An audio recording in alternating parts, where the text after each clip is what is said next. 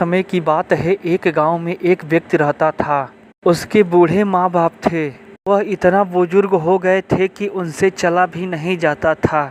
उनका जो लड़का था वह बहुत ही क्रूर किस्म का इंसान था।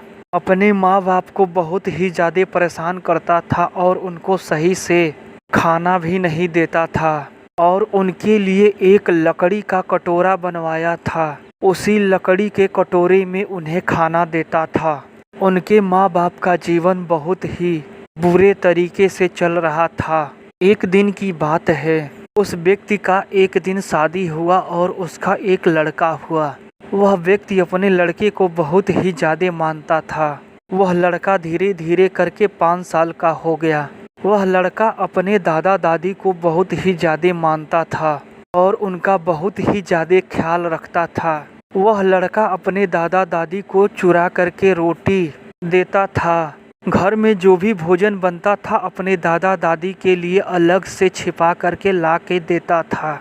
एक दिन उस लड़के के दिमाग में यह आइडिया आता है कि आज मेरे मम्मी पापा मेरे दादा दादी को लकड़ी के कटोरे में खाना देते हैं, क्यों ना मैं भी चल के मम्मी पापा के लिए आज ही लकड़ी का कटोरा बनवा लूं। जब बूढ़े हो जाएंगे तब मैं भी इन्हें लकड़ी के कटोरे में खाना दूंगा। लड़का तुरंत ही लकड़ी लेके जाता है और बढ़ई भाई से बोलता है कि आप इसका 2 कटोरा बना दो। बढ़ई बिना पूछे कटोरा बनाने लगता है।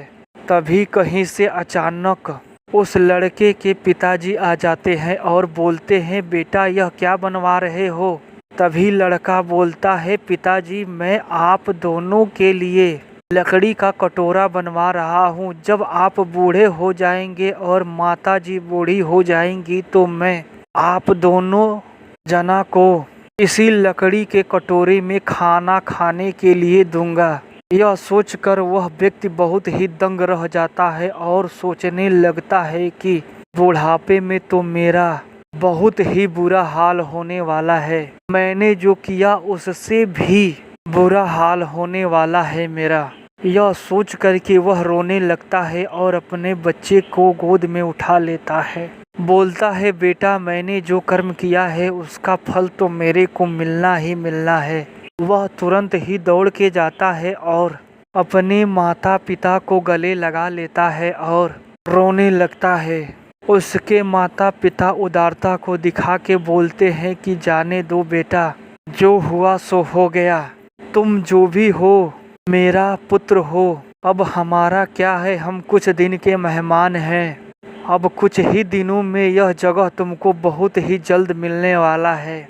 यह सुन करके उनका लड़का बहुत ही जोर जोर से रोने लगता है और बोलता है, हे माता और पिताजी मुझे माफ़ कर दो। मैं अपने किए पर बहुत ही ज़्यादा शर्मिंदा हूँ। मैंने बिना सोचे समझे आप दोनों को इतनी बड़ी सज़ा दे दी और मुझे इसका थोड़ा सा भी अफसोस नहीं हो रहा था। आज मेरा बेटा मेरे को भी इस लकड़ी के कटोरे में खाना देने के लिए बोल रहा था। तभी उसकी माता बोलती है कि तुमने जो कर्म किए हैं उसको तो भोगना ही भोगना है। माता पिता बाद में मान जाते हैं और अपने बेटे को बोलते हैं कि ठीक है, तुम अच्छे से रहो, और अपने पोते को गोद में उठा लेते हैं और बहुत ही खुश होते हैं। उनका पोता उनको गले से लगा करके रोने लगता है और बोलता है कि दादा दादी घर के अंदर चलो और इस लकड़ी के कटोरे को फेंक दो। बाद में सब कोई अंदर चला जाता है और उनका जीवन खुशियों से बीतने लगता है। दादा दादी अपने पोते से बहुत ही ज़्यादा प्यार करने लगते हैं और उस पोते को बहुत ही मानते हैं। दादा दादी के जो लड़के होते हैं अपने किए पर बहुत ही पछताते हैं और सच्चा जीवन जीना शुरू कर देते हैं। यह कहानी हमें यह सीख देता है कि हमारा कर्म कहीं जाता नहीं।